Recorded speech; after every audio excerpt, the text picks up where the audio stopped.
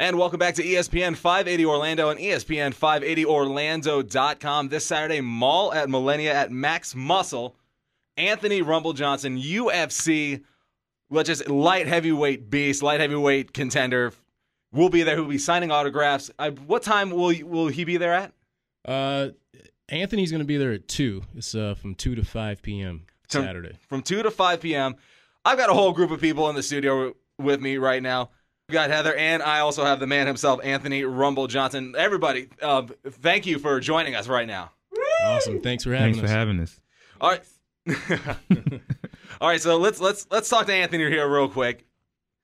I'm like a kid in a candy store right now because I also host the fight show here on ESPN 580 Orlando, ESPN Fight Night. And Anthony, I've been a fan for a long time, since the welterweight days. In fact, this is the first thing I said to you when you walked in. Is like, God, I can't believe you used to fight at welterweight. Anthony, thank you for joining us today. Thank you, man. Thank you for having me here. So I've always wanted to know this. Back in like you said, ice ages ago, when you were fighting welterweight, what was the most that you had to cut? Oh man, I was fighting. I had a fight with Dan Hardy, and I had just came back from having knee surgery. I got all the way up to 230, and I dropped all the way down to 170 for that fight. Jeez. Okay, so it's known that you were released from the UFC, and you've said that was probably the best thing that ever happened to you. Can you go into that a little bit more? Like, why was that the best thing that ever happened to you? Because I hadn't matured yet. I was still a kid and just being dumb. That's the only way I can put it. I was being dumb. I was being reckless. I just didn't care. I was relying on my athletic ability instead of really dedicating myself to the gym and doing what I needed to do to be successful in this sport. And if it wasn't for that, I should say, rude awakening, from the UFC, I'll probably still be doing crazy stuff. So you leave the UFC, you go fight on a smaller promotion, you go to World Series of Fighting, end up beating Andrei Arlovski. You're asked back to the UFC. Who called you? Was it Dana? Was it one of the Fertittas? Who was the one that called you and said, "Hey, Anthony, we're ready to bring you back"? How'd that all go down? I was in Newark, New Jersey when they had the fights there. I think that was Barral and Faber. I think that's who was fighting. And Lamas and Aldo were fighting on that card too, I think. The Super Bowl card? Yeah. Okay. And I was eating breakfast with not my manager, but my coaches and my teammate Abel Trujillo, who had a fight with Jamie Varner. And I was just there to support him. And all of a sudden, my manager was sitting with Joe Silva, and he was like, "Hey, come sit with us real quick." So I sat down. My manager looked at me. I looked at Joe, and my manager was like, "Welcome back to the UFC." And I looked at Joe, and Joe had this big cheesy smile on his face. And to myself, I was just like, it's a joke. You know what I mean? Because Joe didn't say it. And Joe stuck his hand out and gave me a handshake and was like, "Congrats, welcome back." So I was like, "Yo, you're serious." So from that point on, I've just been on cloud nine and enjoying life ever since. Now, you come back, you're a light heavyweight now. Whose decision was it to come back at light heavyweight instead of having to cut? Mine. It was mine. I was, cutting weight and stuff like that. I mean, it can be fun, but it can also be crazy and hazardous to your health. You know what I mean? I was just losing too much weight. Like you said, 230 down to 170. Yeah. I mean, that's kind of ridiculous. It is ridiculous. Not kind of. It is.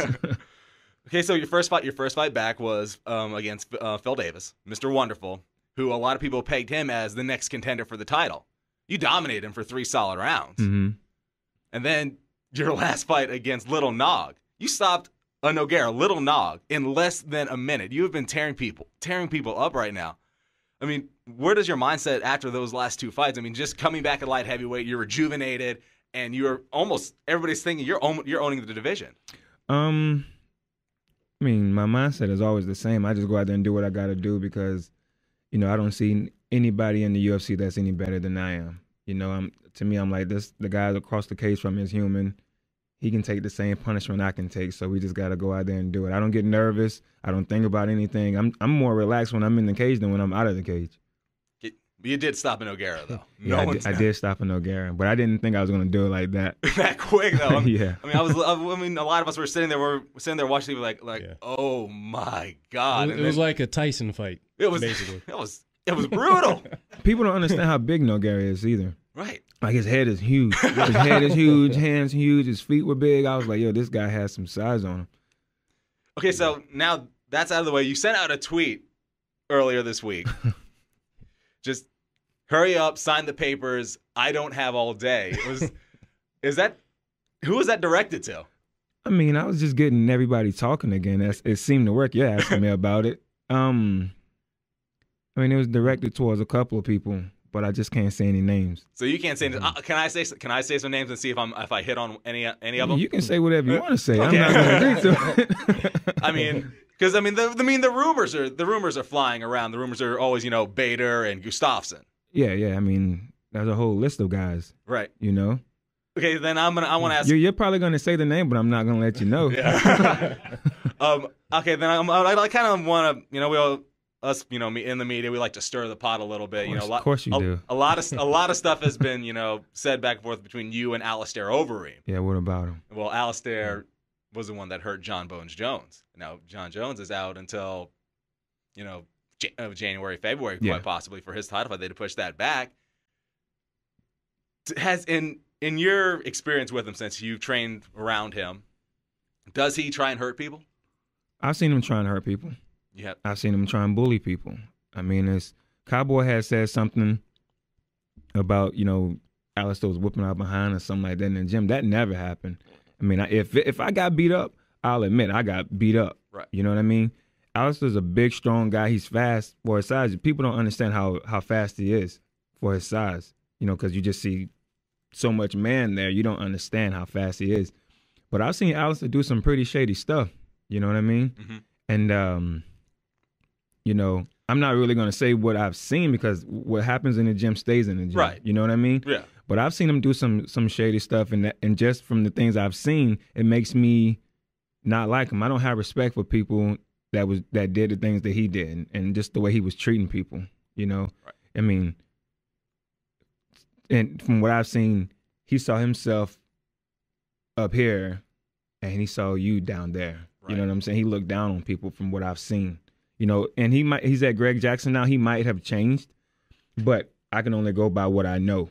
You know what I mean? And if he's changed, then, more props to him. But if he's putting on the front, it's going to come out sooner or later. I mean, look at Jon Jones now. Yeah. I mean, Greg Jackson said that wasn't on purpose. Mm-hmm. And I tend to think that Greg Jackson, from the vibe I get from him, he's a pretty honest guy. Mm-hmm. Good guy. And he said it wasn't on purpose, so I'll take his word for it.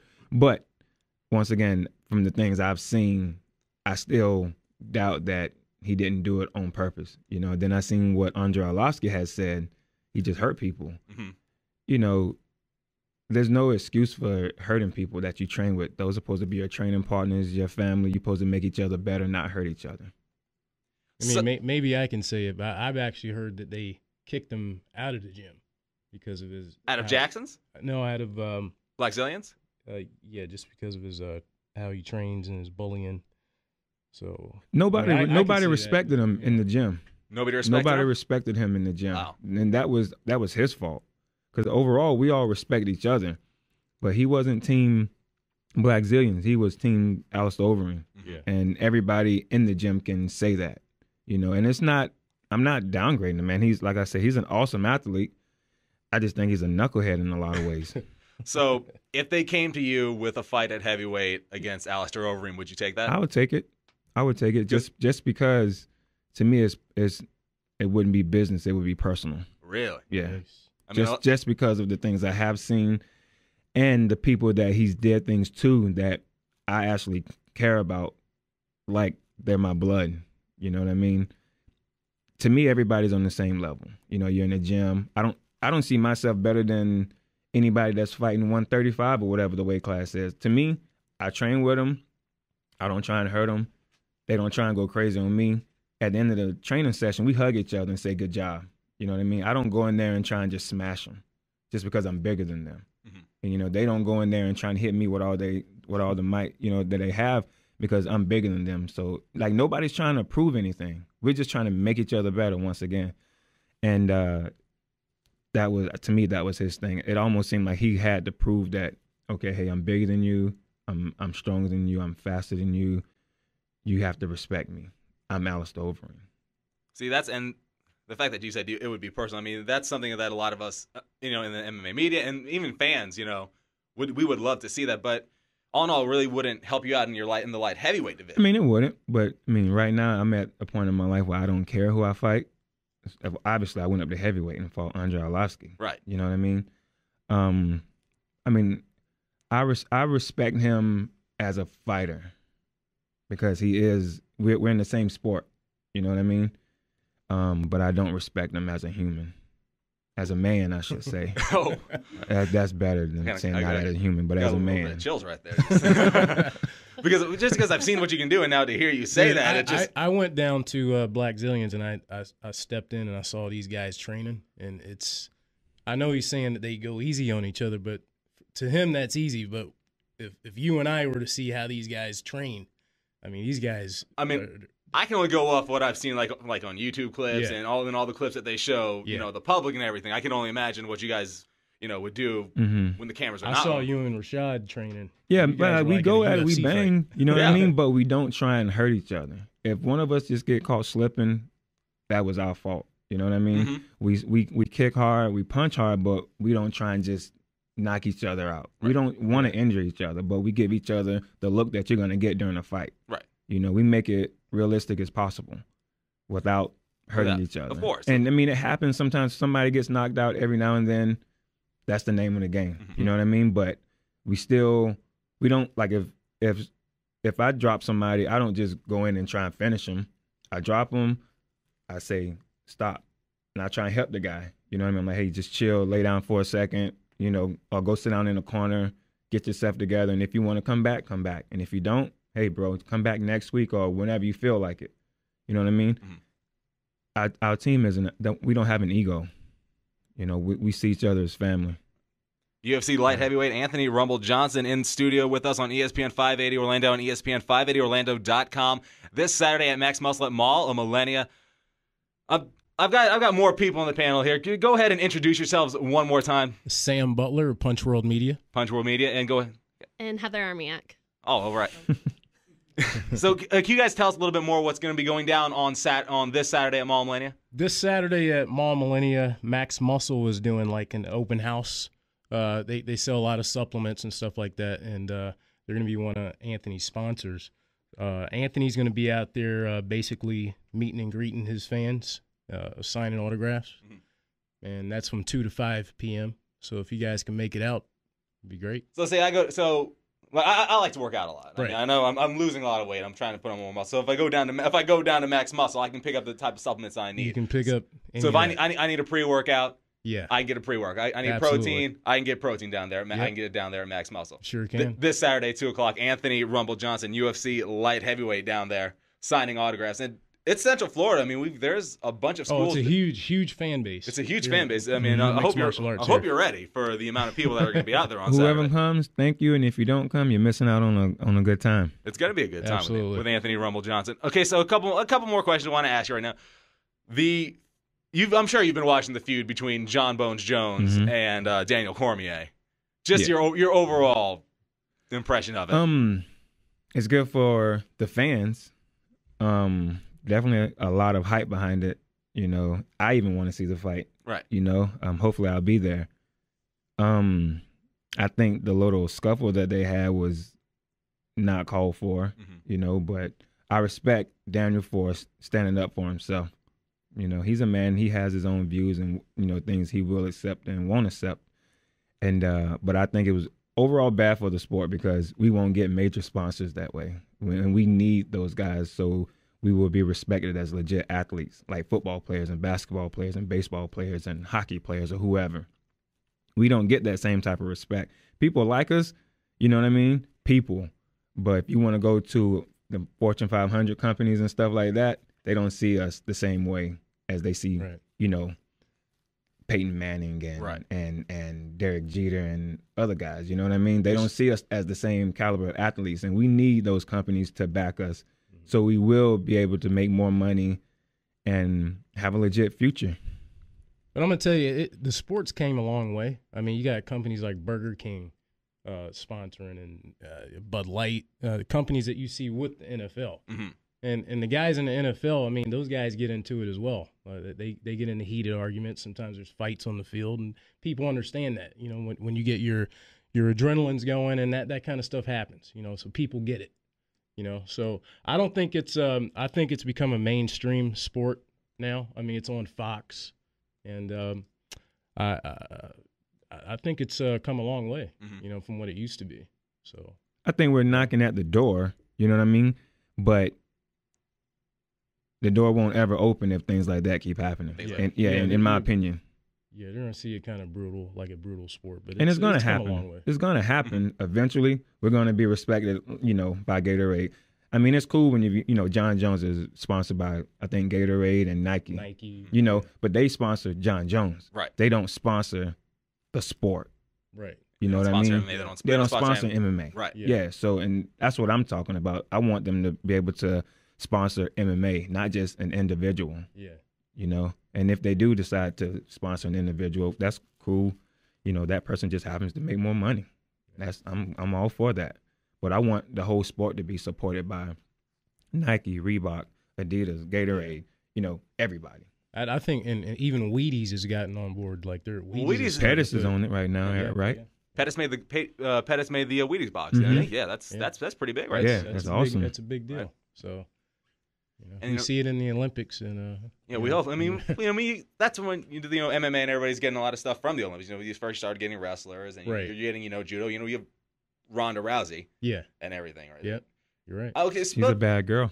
Okay, speaking of Ronda Rousey, I've tried to ask like a lot of fighters that I've interviewed this. In your opinion, is she the face of the UFC?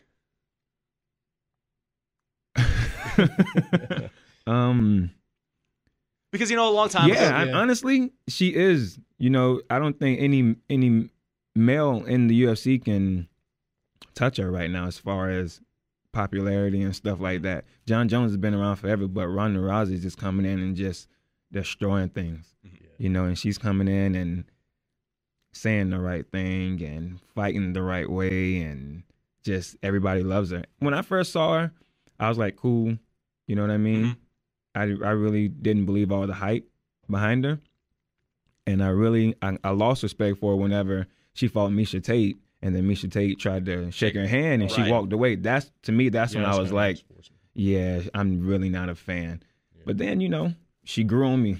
She grew on me, bro. And she's got the look, man. Like you would think seeing a girl fighter that she'd look like a beast. Mm-hmm. She's actually pretty. Right. So they're kind of using that image, Yeah, I mean, she's the real deal. I mean, I will admit it now. She's legit. Like I said, I wasn't a fan after she did that to Miesha Tate, but emotions get the best of you sometimes. And I think she did apologize for it. I'm not sure, but I don't think I've heard. I thought she did. I think from what I've heard, off camera, that she did apologize and was like, Well, I mean, if anybody does something like that to Miesha Tate, because Miesha Tate's kind of like a really, really nice person. Yeah, so. She's hot too. Yeah, she is. They can fight again for all I care. It's just two hot women fighting. Yeah. Just the promos up for it. Just. All right, well, Anthony Rumble Johnson, thank you very, very much for joining us. Don't forget, this Saturday, Max Muscle Mall at Millennia, 2 o'clock to 5 o'clock p.m., Anthony Rumble Johnson will be out there signing autographs. Don't forget to go inside Max Muscle, pick you up some pre-workout, pick you up some protein. Oh, yes. And then I want to talk to you guys about the MMA and Fitness Expo. Oh, right. This is kind of breaking news that we got going on here right now. November 15th and 16th, 2014, Orlando, Florida, Orlando Orange County Convention Center, MMA and Fitness Expo. Very first time in Orlando. I mean, this is big. I mean, this will be, wrestling, jiu-jitsu, everything's out. Tell us what's going to be going on out there. Yeah, well, it's going to be November 15th and 16th, Orange County Convention Center. Like you said, we're going to have a CrossFit competition, jiu-jitsu, wrestling. There's going to be 10 to 12 UFC fighters doing meet and greets with fans. It's a 2-day event. You can get your tickets at the door for $15, or you can do it online on our website at punchworldmediallc.com. Say that again. Punch World Media LLC.com. All right, and this is November 15th through 16th. Through the 16th. And you said 10 to how many UFC fighters are going to be there? Probably about 10 to 12 UFC fighters. Oh man, that means it's kind of hard to schedule them because if somebody gets injured, somebody has to step up and fill in. Right. So it's too early to say exactly who's going to be there. Well, that's our game right now. So that means we're gonna have to be out there. I mean, I know my producer back here, Nick Figueredo, just stepped in, and we're gonna have to be out there. Nick, we're going, right? I'm in. So I'll be there. We'll be there. I'll for sure be there. Anthony's gonna be there, and this great time that we've had with him this morning, sitting and talking with us for almost damn near half an hour, just. It's been fantastic. He's been on the road since 4. You left 4. I saw an early morning tweet saying Orlando, here I come. So I mean, I follow you on Twitter. I mean, it's all good. Yeah. I'll follow you back now since I know you follow me. Okay, it's at Walt Bacon. Gotcha. There you go. Appreciate it. All right. Well, once again, everybody, thank you for showing up. It's been a pleasure. Anthony Rumble Johnson. Hopefully, we see you in the cage in December. Yeah, hope so. Yep. Hope so. Sign that line. Go ahead and sign that line. If you need a pen, just tell me. I'll mail you one. we have several pens around here as well, so we can mail pens. And don't forget, November 15th and 16th, Punch World MMA presents Punch World MMA and Fitness Expo, Orlando County Convention Center. And this Saturday, once again, Max Muscle Malt Millennia, 2 to 5 p.m. Anthony Rumble Johnson will be out there signing autographs. When is this? No, the expo? Yeah, November. Okay. I was a week before Thanksgiving. Yeah, I was finna say, if you're coming to the expo and you want an autograph from me, you got to bring gummy bears. But gummy bears. Hopefully, I'll be fighting in December, so don't bring the gummy bears. Well, for ESPN 580 Orlando, ESPN580Orlando.com. I'm the host of Fight Night Live. I am Walt Logan. Thank you very much for joining us. Thank you. Awesome. That was